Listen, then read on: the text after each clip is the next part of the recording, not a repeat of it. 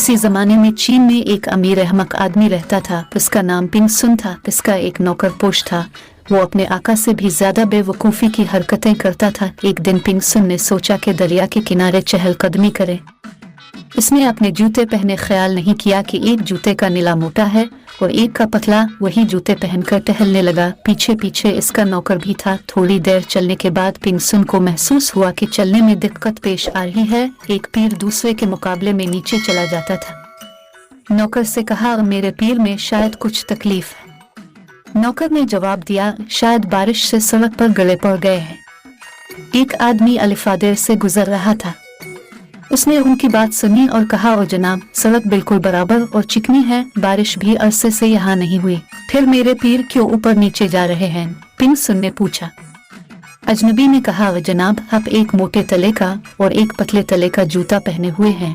उसकी वजह से आपको चलने में तकलीफ हो रही है। अगर आपके दोनों जूतों के तले बराबर हों तो चलना कुछ दुश्वार नहीं होगा और आपको टहलने में लुत्फ आएगा। पिंग सुन ने जूतों की तरफ देखा और यकीन हो गया कि आदमी ठीक कह रहा है। उसने अपने नौकर से कहा, घर जाओ और मेरे लिए जूतों का दूसरा जोड़ा ले आओ।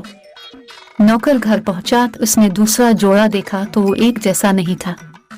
एक का नीला मोटा तो दूसरा नीला पतला था। उसने सोचा, ये तो वैसे ही जूते हैं जैसे इसका आका पहने हुए हैं और जिनकी वजह से उनको तकलीफ पहुंच रही है, तो फिर उन जूतों को ले जाने का क्या फायदा। वो खाली हाथ वापस आ गया। पिंग सुन ने इसे देखा तो पूछा, मेरे दूसरे जूते कहाँ हैं? विकर ने जवाब दिया, मेरे आका अपने जूते लाने का कहा था। मैंने इन जूतों को गौर से देखा तो पता चला वो भी बिल्कुल ऐसा ही जोड़ा है। एक का नीला पतला और एक का मोटा है, इसलिए मैं नहीं लाया। मैं खुशकिस्मत हूँ कि मुझे तुम जैसा अक्लमंद नौकर मिला है। शायद किस्मत में तकलीफ एक ही थी। पिंग सुन ने कहा और उन्हीं जूतों के साथ चहलकदमी करते रहे।